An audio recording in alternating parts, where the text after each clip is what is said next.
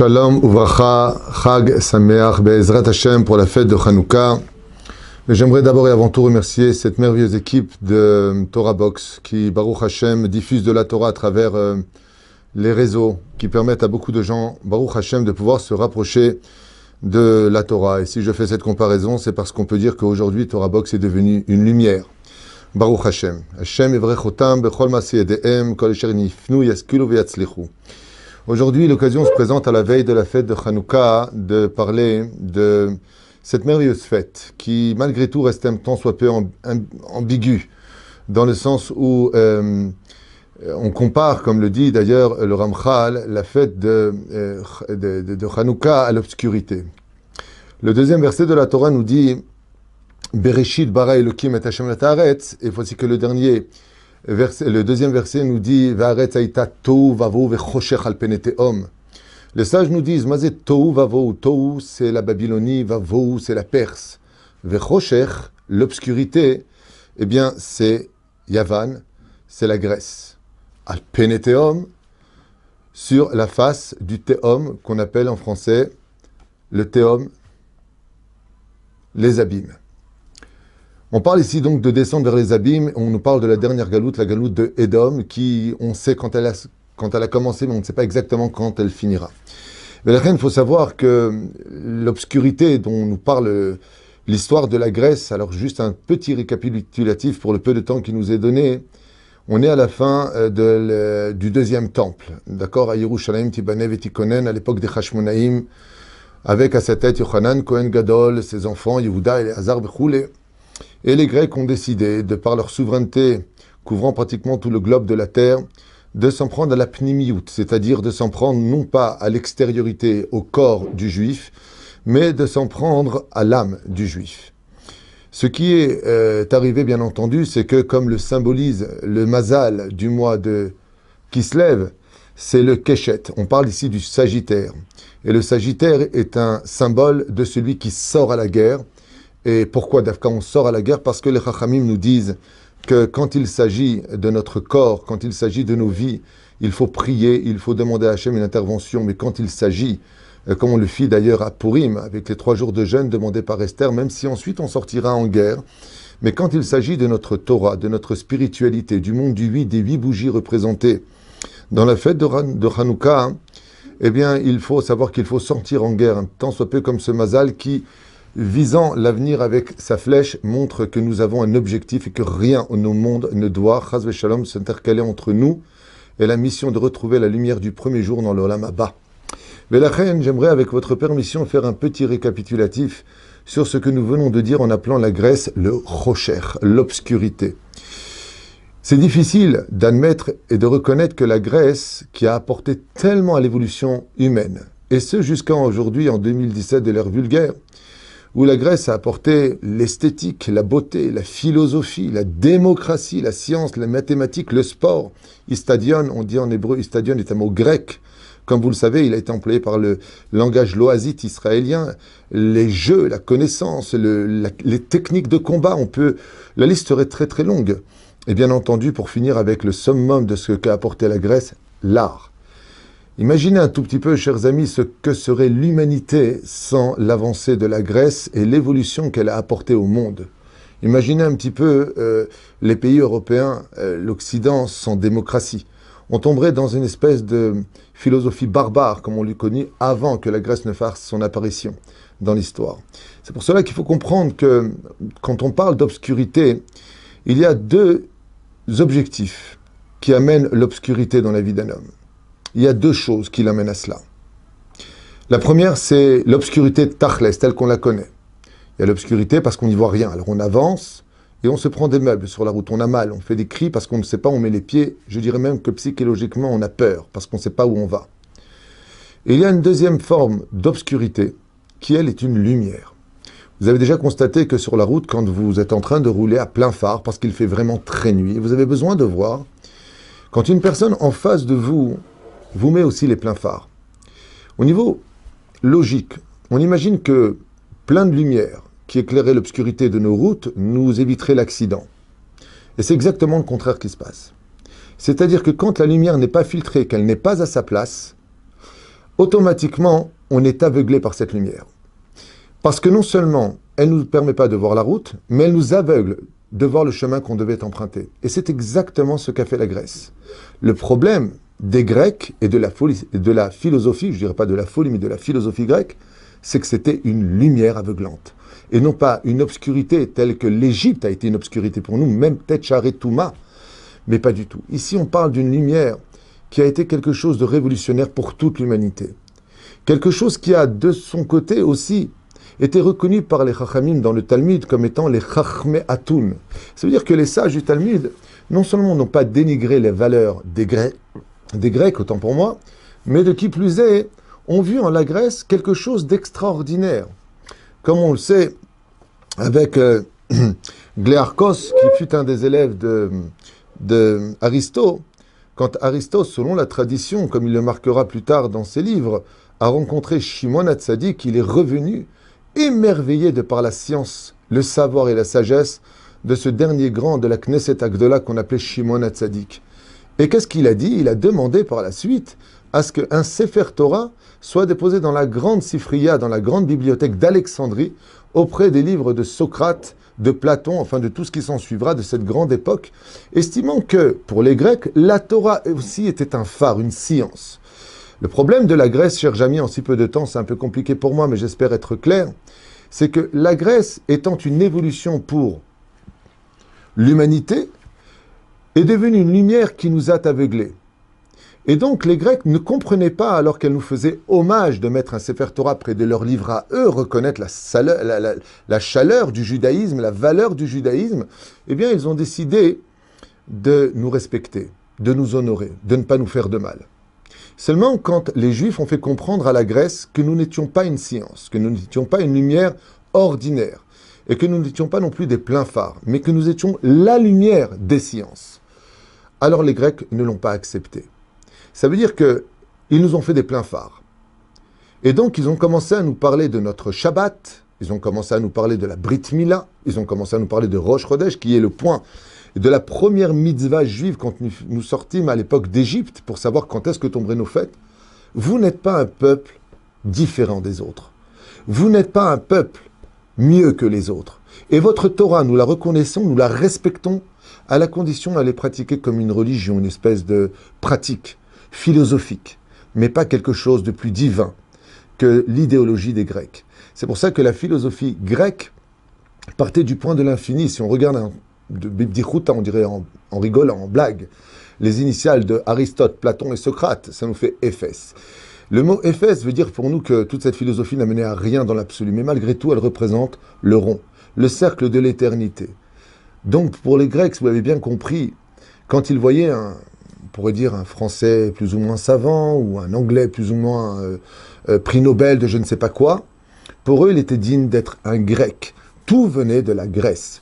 Et c'est pour cela que, on pourrait dire d'une certaine façon, une philosophie a touché la Grèce. On ne va pas détruire dans l'absolu les huiles du Beth Amikdash. Pour les Juifs, on va les laisser allumer la lumière. On va juste les toucher de la main grecque. Il va falloir qu'on mette un peu notre grain de sel, nous les Grecs, pour que si l'allumage, la lumière des Juifs dans le Beth Amikdash existe, elle vienne d'une main touchée par un Grec. Car dans l'absolu, chers amis, il y a une grande marloquette dans la Gemara de Masechet Shabbat, Kafalef, Amoudalef, Baletosafot, sans rentrer dans les détails, qui nous dit que dans l'absolu, il n'y avait pas de problème que les Grecs touchent d'Afka la Gdusha de l'huile. Ce n'est pas du Yain Neser. Par la suite, les Rishonim, Nechlekou Badavar, est-ce que oui ou non? Mais ce qu'ont voulu faire les Grecs, c'est toucher. Dire aux Juifs que si vous, les Juifs, vous pensez que vous êtes un peuple qui appartenait au monde du 8, alors que la Grèce appartient au monde du 6, du monde cartésien, du monde de l'explication, du monde où la nature est dirigée par eux, le maniement des armes, le fait d'avoir un corps parfait, le nombre des hommes. Et c'est ce qu'on dira dans le Noussar de la prière. Rabim be'ad me'atim, reshaim be'ad tzadikim, tme'im be'ad teorim. Il y avait un contraste extraordinaire où on a montré pendant la fête de Hanouka à la Grèce que le peuple d'Israël est sorti d'Égypte et a reçu la Torah de Dieu. Et cette Torah, à l'image de l'huile, ne se mélange pas aux sciences des Grecs. Alpi Kabbalah, il faut savoir que les 7 branches que nous avons dans la Ménorah représentent les 7 sciences. mais que celle du centre, c'est le Shabbat. C'est le chiffre 7. Et si vous observez bien, selon les Mekoubalim, on dit que les flammes, vous savez que dans le Beth Amikdash, les flammes ne brûlaient pas droite. Elles venaient toutes vers le sens, vers le centre. Pour dire qu'en réalité, toutes les sciences de ce monde se nourrissent de son domaine premier, qui est la Torah. Le monde a été créé pour la Torah. Et la Torah est la lumière de chacun de nous. Si aujourd'hui, chers amis, on commémore d'une certaine façon la fête de Hanouka, ce n'est pas pour commémorer, je dirais, un événement passé. On sait que ça s'est passé là-bas, on sait qu'Antiochus avait mené ses décrets, on va le réparer avec toutes sortes de tikkunim, il y a tellement de choses à dire et à voir sur Hanouka. Mais ce qui est certain, c'est que nous sommes encore malheureusement, non pas dans la Grèce antique, il y a plus de 2200, 300 ans, je dirais plutôt qu'aujourd'hui, il y a encore du grec en chacun de nous. Et c'est là qu'est tout le problème de la fête de Hanouka. D'où la bénédiction que nous prononcerons chaque soir. Bayamimahem, Bazeman, Azé. Ça veut dire que ne crois pas que tu es en train de commémorer un anniversaire qui eut lieu il y a 2300 ans, quand les Hashmonaïm, et tu sais ce qui s'est passé. Il faut passer au-delà de cela. Il faut arriver Bayamimahem, Bazeman, Azé. Parce que malheureusement, aujourd'hui encore, nous commettons l'erreur fatale de croire que la science, d'envoyer nos enfants dans des écoles laïques, pour y apprendre la philosophie, pour y apprendre toutes sortes de matières, eh bien, sont du même niveau que la Torah. Je veux bien qu'il y ait du Kodesh, mais je veux surtout qu'il y ait du Chol. Le tikkun premier de chaque juif est de dire, quand nous rentrons dans le monde de l'obscurité à la lumière de la bougie de la Havdalah, le Havdil ben Kodesh le Chol. La première notion pour laquelle nous sommes pendant 6000 ans en réparation sur terre, dans ce monde d'obscurité, Alma de Shikra, nous dit le Zohar, le monde du mensonge, c'est de comprendre que les Juifs doivent absolument distinguer avec ses yeux, puisque la fête de Hanouka s'adresse essentiellement au regard. Parce que les Grecs ont eu la force extraordinaire de présenter une vitrine incritiquable. Une vitrine où la beauté, la mode, la dégustation, la philosophie, le Sénat, la démocratie, le droit à l'expression, toutes ces notions-là qui nous ont été données sont belles. Mais elles ne sont que vitrines. On a connu l'histoire de la Grèce derrière la vitrine, on a connu l'orgueil de la Grèce. Et c'est pour ça que la Grèce aurait voulu faire de notre Torah une Torah qui lui appartient. Ça veut dire qu'on ne soit plus capable de distinguer, à l'image de cette bougie que nous allumons, la différence entre l'obscurité et la lumière. Il n'y a pas plus grave comme cette génération qui souffre énormément. D'un côté, il y a beaucoup de bonnes choses, beaucoup de mariages tous les soirs, bar mitzvot, brit milot, grâce à Dieu. Il y a beaucoup de lumière, mais il y a aussi beaucoup d'obscurité. Il y a énormément de divorces, beaucoup de problèmes d'éducation. Le peuple va bien, mais on est en train de plonger dans un monde où on se demande où on va. Mais la reine, d'où est-ce que vient le problème? Le problème vient d'une fausse optique que nous avons dans nos yeux. On n'arrive pas à comprendre ce que nous dit la Mishnah dans Masechet Avot, à forba de Kulaba. On n'a pas encore compris que notre Torah possédait en elle toute l'entité et tous les savoirs de tous les peuples. Nous sommes le peuple du nom. Shem sémitique, le premier, qui d'ailleurs, quand il vint couvrir son père de sa, malheureusement, castration de Kenaan, fils de Ham, eh bien, Yafet prendra lui aussi, de l'autre côté, le fameux vêtement pour couvrir Noach. De là, les Chachamim nous disent, Noach veut dire paisible. La Grèce, Yafet, a pris le drap pour couvrir avec Shem, et il fut béni de résider dans les tentes de Shem. Si la Grèce, si le monde Chol, si l'obscurité, qui ne sont que le socle de la lumière, servent le judaïsme, ça veut dire que si j'apprends d'abord à comprendre mes valeurs, à faire la différence dans mon intériorité, parce que vous savez que la fête de Hanouka, c'est la fête du changement. C'est la fête où enfin je sors de mon obscurité, de mes angoisses, de mes problèmes intérieurs. La reine Katouv al peneteom. Je reviens un peu en arrière, je m'excuse. Mazal peneteom. Peneteom veut dire sur la face des abîmes. Mais le mot péné vient aussi du mot pnimiout. Pour te faire comprendre que tout le problème de la Grèce sera de plonger l'intériorité de l'âme de chaque juif dans une fosse qui ne finit pas, dans des abîmes qui ne finissent pas. Et il faut comprendre que la Torah nous accompagne partout où nous allons. C'est pour cela qu'il n'y a aucune obscurité dans la vie de chaque juif. Nous avons les bougies de Hanouka, nous avons les bougies de Shabbat, les bougies de Yom Tov. Nous avons même les bougies de ceux qui sont partis de ce monde. On fait Leilu Nishmatam, quand on les descend dans la tombe, dans l'obscurité du noir. À l'intérieur, on allume une bougie en haut pour faire comprendre que l'âme de celui qui nous a quittés brille encore. Nous sommes le peuple de l'espoir, le peuple de la lumière. Et ça a été réfuté. Et malheureusement, une guerre s'est engagée qui a mené Baruch Hashem Ishtabar Shemolahad à une grande, grande gloire et extraordinaire lumière pour toutes les générations. Léatid, Lavo, où chacun de nous allumons les bougies de Hanouka à la maison. Parce qu'on a été capable de sortir de notre graisse intérieure. C'est pour cela que j'aimerais vous donner quelques petits conseils, pour moi-même et pour ceux qui veulent bien l'entendre. C'est que la fête de Hanouka, si on en vient à dire Bayami Mahem Bazemanazé, comme eux l'ont vécu et de nos jours encore, Bazemanazé aujourd'hui, c'est de tout faire pour retirer tout obstacle à notre vision des choses. Les films, la philosophie, les musiques roll, toutes ces choses qui nous assimilent sans qu'on s'en rende compte, nous éloignent totalement de la lumière. Une fois, on a posé la question à Sidi Baba Saleh Zecher Tzadik Vekadosh Ivracha, on lui a dit « Vodarav, comment vous faites pour voir ce que nous on ne voit pas ?» Baba Saleh a répondu « C'est parce que je vois ce que vous ne voyez pas que je vois ce que je vois. » Baba Saleh avait retiré de lui jusqu'à des choses qui ne nous concernent pas à notre niveau à nous. Une fois, Rabbi Eliyahu El-Fassi, son shamash, son serviteur, lui avait apporté une couverture avec des nounours. Baba Saleh a demandé à ce qu'on lui apporte une couverture sans nounours. Des symboles, des dessins. Rabbi Eliyahu El-Fassi lui a posé la question, lui a dit « Aval, ma ?» Il a dit « C'est un animal tamé. Même mes yeux ne regardent pas un animal tamé. » Baba Saleh. La reine pour vous dire que tous ces grands de la Torah, tous ces géants de la Torah, ont réussi leur vie parce que leurs yeux étaient constamment dans la lumière. Au Limbakdusha velo Yordim, de 1 à 8, et pas de 8 à 1, selon la marque Katil et les Shamaï. Rajouter, rentrer dans la pnimiyut, dans la discussion du Shlom Bayit, déposer les armes et apporter de la lumière.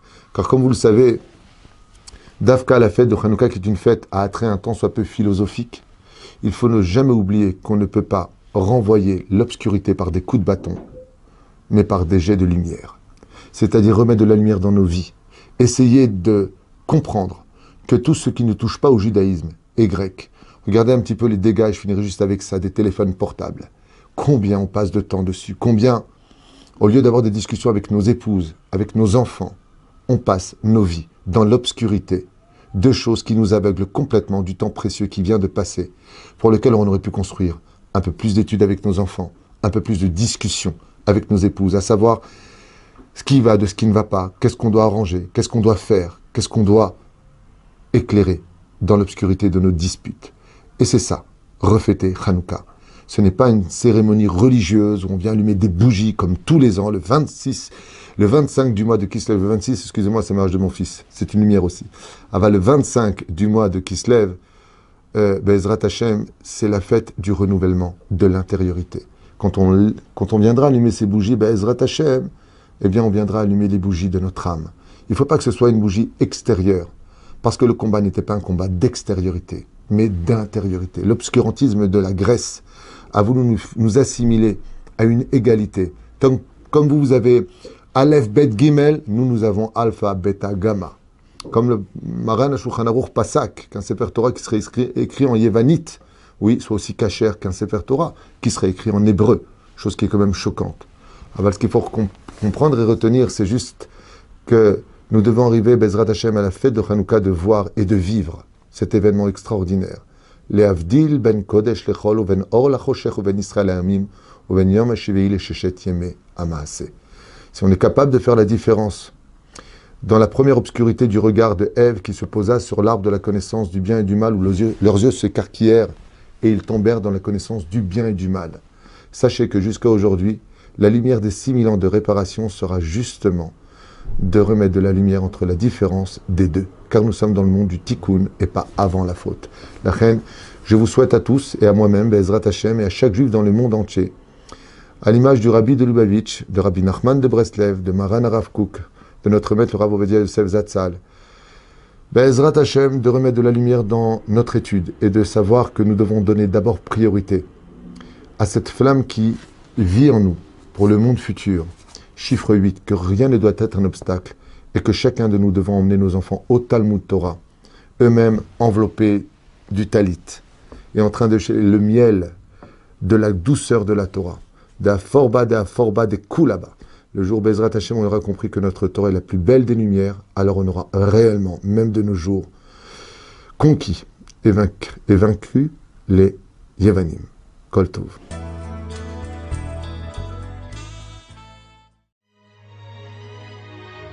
On ne sait jamais ce qui pousse un juif à se rendre pour la première fois à la synagogue.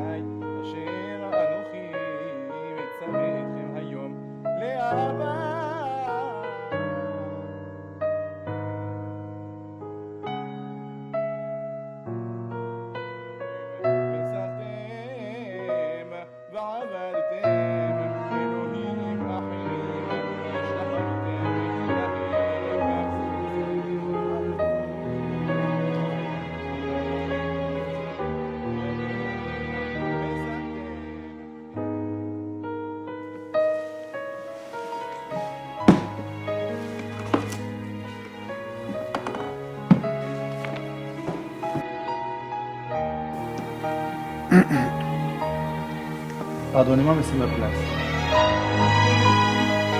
Pardonnez-moi, mais c'est ma place. Pardonnez-moi, mais c'est ma place.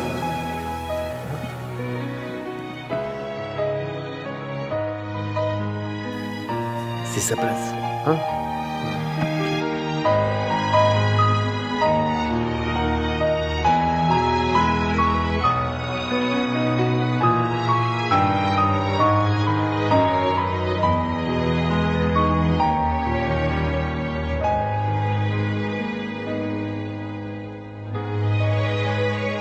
La place qu'on a, c'est celle qu'on donne.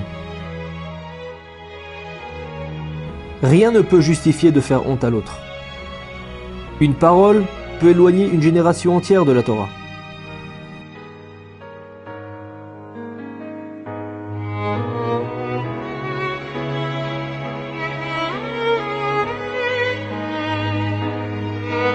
Parlons-en sur torahbox.com/C1.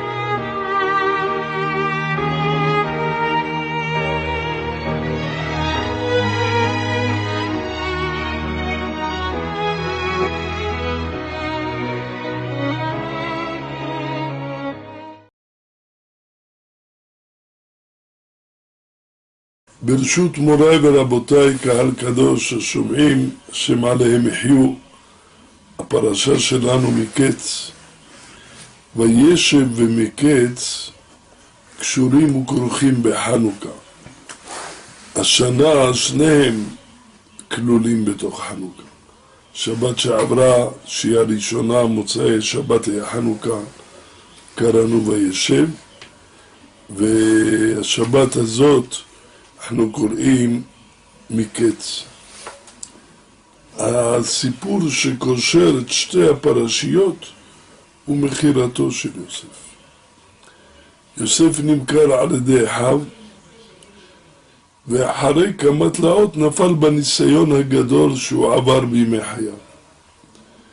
כשבאה אשת פוטיפר, והיא מנסה לפתות אדם צעיר, שהוא נמצא במצב מבודד מכל בני ביתו ומשפחתו, ולא מרצונו, אלא נמכר באכזריות על ידי אחיו, שזה בוודאי משבר גדול, והיא מנצלת את כל זה ואת המשבר שלו גם כן כדי לפתות אותו לעבור עבירה. ויוסף עומד איתן ולא זז ולא נע מדרכו דרך הקודש. שמר על קדושתו, שמר על צדקותו. ומיד נתנה לו להבין שלא רק פיתויים יש כאן, אלא גם איומים אמיתיים. דיברה אליו רכות, אבל גם קשות, ואיימה עליו איומים נוראים. והוא עומד איתן, דוחה את הפיתויים מכאן, ודוחה את האיומים מכאן, בבחינת ימין ושמאל תפרוצי, ואת השם תעריצי. הוא שם רק את השם נגד העיניים. הוא ממשיך בדרך שלו. ובאותו יום שהיא תפסה בבגדו לאמור שכבה עמי, הוא ידע ברור שאם הוא עוזב את הבגד ורץ, כי זו הייתה הדרך היחידה להציל עצמו מציפורניה של אותה הרשעה, הוא ידע שהיא לא תספר את האמת שהיא שתפסה בבגדו, היא שהתקיפה אותו, אלא מיד תשנה את הגרסה כפי שהיא נוח לה. וכמו שאמרה בסוף, הביא לנו איש עברי לשחק בי, והוא בא לתקוף ואני צעקתי ויעזוב את בגדו. ואז ודאי הורגים אותו, כמו שהורגים זבוב. מי היה שואל עליו? מי היה מתעניין בו? לא משפט ולא כלום. שר הטבחים, הוא בעלה, והוא בעל הבית שלו. רב קטול היה, הוא היה המוציא להורג של פרעה. בא אדם בלי תעודת זהות, בלי קרובים, בלי שום דבר, מי שאל עליו? זה שבסוף לא הרגו אותו ושמו אותו בצוהר, זה היה נס. נס גלוי. ויוסף ידע את כל זה.